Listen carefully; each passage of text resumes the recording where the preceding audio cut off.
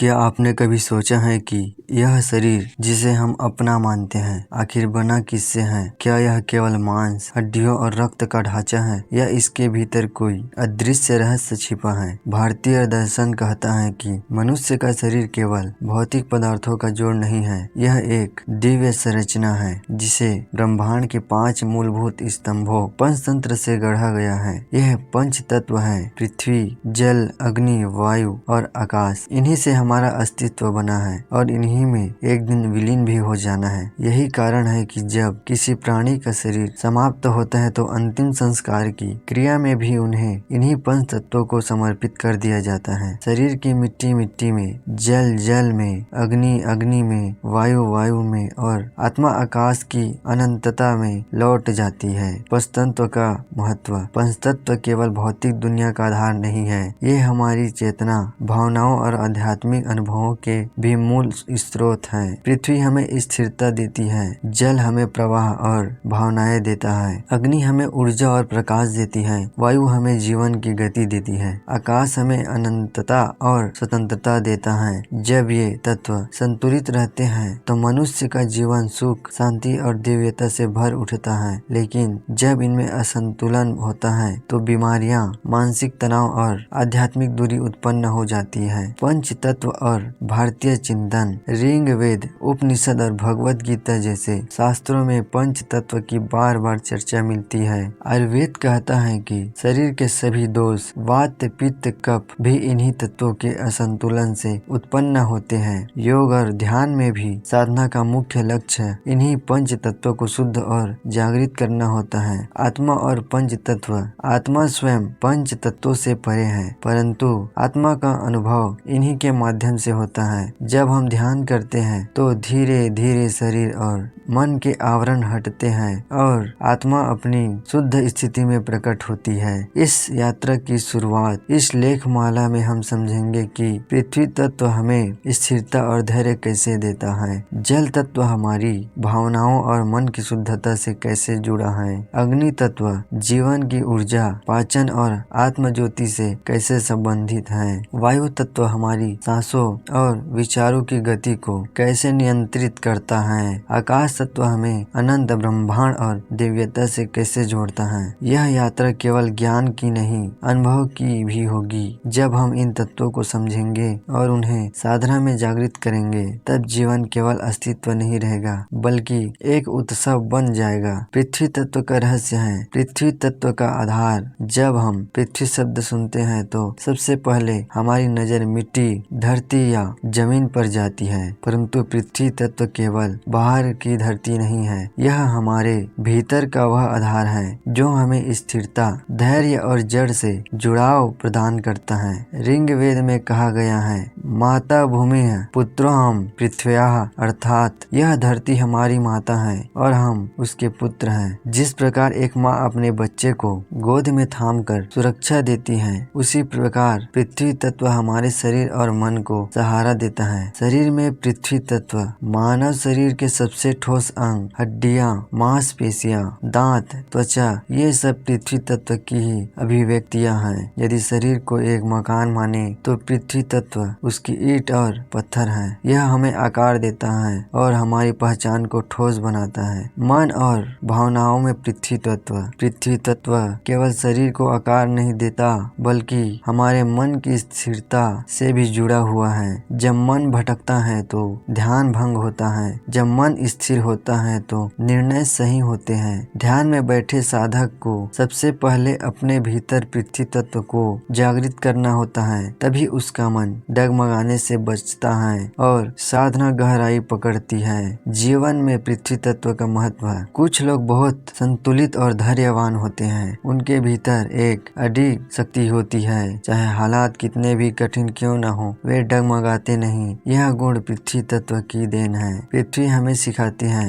धैर्य रखना, वर्तमान में स्थिर रहना, मूल्य और सिद्धांतों पर टिके रहना। असंतुलन के लक्षण। शरीर में हड्डियों की कमजोरी, दांतों की समस्या, मोटापा या बहुत दुबलापन, मन में डर, असुरक्षा, बेचैनी और निर्णय न ले पाना। आयुर्वेद के अनुसार यह कफ दोष से संबंधित है। संतुलन कैसे करें? आहार में अनाज, दाल, ताजे फल और सब्जियां, जड़ वाली सब्जियां जैसे गाजर, मूली, आलू। योग और ध्यान में ताड़ासन, वृक्षासन, पर्वतासन, भूमूलक ध्यान। प्रकृति से जुड़ना है, नंगे पैर घास या मिट्टी पर चलना, पेड़ पौधों से संपर्क रखना। आध्यात्मिक दृष्टि, आध्यात्मिक साधना में पृथ्वी तत्व मूलाधार चक्र से जुड़ा हुआ है। यदि यह चक्र संतुलित है तो जीवन में सुरक्षा, स्थिरता और आत्मविश्वास रहता है। यदि यह अवरुद्ध है तो व्यक्ति हमेशा असुरक्षा, डर और बेचैनी में जीता है। जैसे कि प्रेरणादायक एक उदाहरण है, महाभारत में भीष्म पितामह पृथ्वी तत्व की सर्वोत्तम मिसाल है। सारी उम्र उन्होंने अपने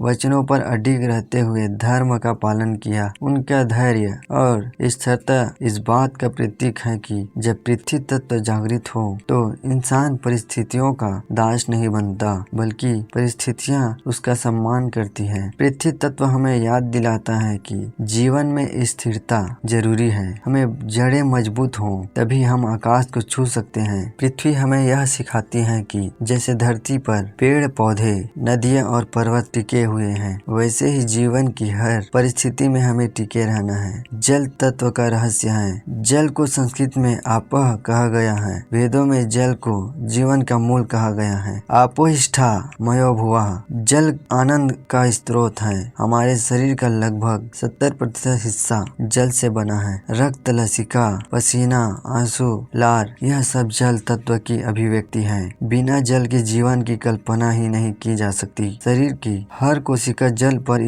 निर्भर है। रक्त का प्रवाह, पाचन रस, मूत्र और उत्सर्जन की प्रक्रिया, ये सब जल तत्व से ही चलते हैं। जल शरीर में शुद्धि का कार्य करता है और विषाक्त पदार्थों को बाहर निकालकर जीवन को संतुलित रखता है। भावनाओं में भी जल की अहम भूमिका है। हमारी भावनाएं तरल स्वभाव की होती है। गुस्सा अचानक उफान मारता है, प्रेम मधुर धारा की तरह बहता है, दुख आंसू के रूप में निकलता है। जिस प्रकार जल शांत हो तो उसमें आकाश प्रतिबिंबित होता है, उसी प्रकार मन जब शांत हो तो उसमें आत्मा का प्रतिबिंब दिखाई देता है। जल हमें प्रवाह और लचीलापन सिखाता है। नदी की तरह बहना, परिस्थिति के अनुसार ढलना और फिर भी अपनी शुद्धता बनाए रखना असंतुलन के लक्षण है। शरीर में सूजन, किडनी की समस्या, त्वचा रोग, अत्यधिक प्यास या पानी की कमी, मन में भावनात्मक अस्थिरता, रोने की आदत, क्रोध के उफान या अत्यधिक संवेदनशीलता। आयुर्वेद में इसे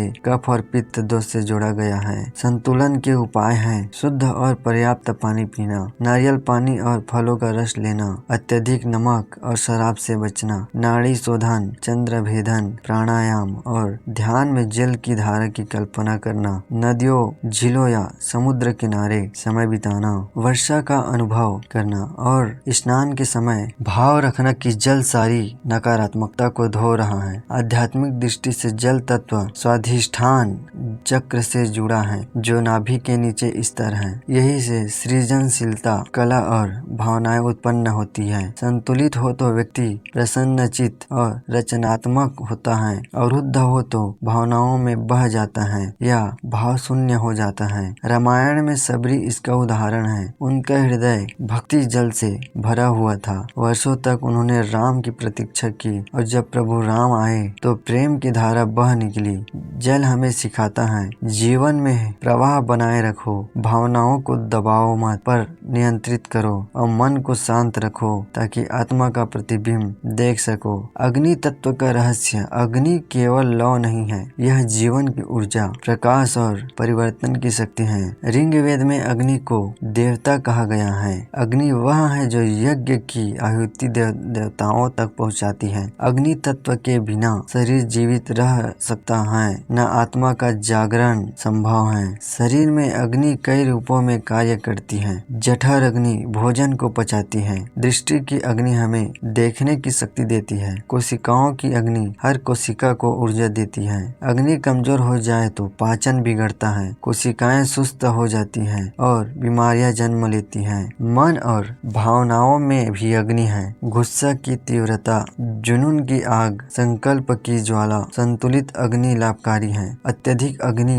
व्यक्ति को क्रोधी और असंयमी बना देती है। कम अग्नि आलसी और उदासीन। अग्नि हमें परिवर्तन सिखाती है। भोजन को ऊर्जा में बदलना, अंधकार को प्रकाश में बदलना, अज्ञान को ज्ञान में बदलना। असंतुलन के लक्षण है शरीर में पाचन खराब, एसिडिटी, त्वचा पर दाने, मन में चिड़चिड़ापन, गुस्सा, अहंकार या निरुत्साह। आयुर्वेद इसे पित्त दोष से जोड़ता है। संतुलन के उपाय है हल्का सात्विक भोजन, मसाले तेल कम लेना, नीम, आंवला और तुलसी का सेवन, सूर्य नमस्कार, त्रिकोणासन, कपालभाति और भस्त्रिका प्राणायाम, प्रतिदिन दीपक जलाना और यज्ञ करना। आध्यात्मिक दृष्टि से अग्नि मणिपुर चक्र से जुड़ी है जो नाभि पर स्थित है। संतुलित हो तो व्यक्ति निडर और ऊर्जावान बनता है। अवरुद्ध हो तो या तो क्रोधी हो जाता है या डरपोक। महाभारत में जब श्री कृष्ण ने अर्जुन का मोह तोड़ा और कर्तव्य की ज्वाला जगाई तो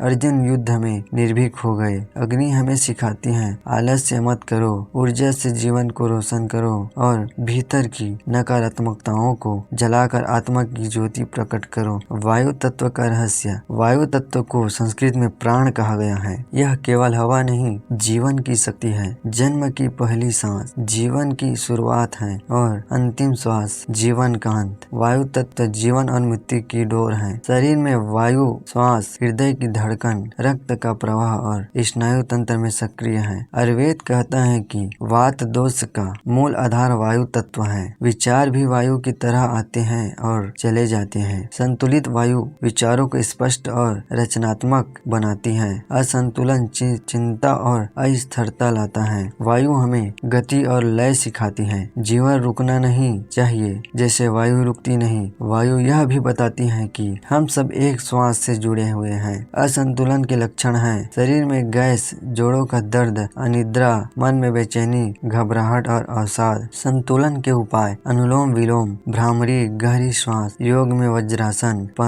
मुक्तासन, पद्मासन, प्रकृति में ताजी हवा लेना, जंगलों और पहाड़ों में समय बिताना। आध्यात्मिक दृष्टि से वायु अनाहत जड़ चक्र से जुड़ी है जो हृदय में स्थित है। संतुलित हो तो व्यक्ति प्रेम और करुणा से भरा होता है। अवरुद्ध हो तो संवेदनहीन और कठोर। हनुमान जी वायु पुत्र है। उनकी गति अपार थी, उनका सार अडिग और उनका मन राम नाम में स्थिर है। वे सिखाते हैं कि संतुलित वायु से असंभव भी संभव हो जाता है। वायु हमें सिखाती है जीवन गतिशील है। सांस केवल हवा नहीं, यह प्राण है। श्वास पर नियंत्रण होगा तो मन पर भी नियंत्रण होगा। आकाश तत्व का रहस्य है। आकाश तत्व पांचों में सबसे सूक्ष्म है। इसे संस्कृत में वैयक्तिक कहा गया है। आकाश हर जगह है। यह वह स्थान है जिसमें सब कुछ घटित होता है। शरीर में आकाश कान और ध्वनि के रूप में अनुभव होता है। यही कारण है कि ध्वनि और मंत्रों का गहरा असर होता है। आकाश मन को स्वतंत्रता और आत्मा को विस्तार देता है। यदि पृथ्वी स्थिरता है, जल प्रवाह है, अग्नि ऊर्जा है, वायु गति है तो आकाश अनंतता है। असंतुलित होने पर व्यक्ति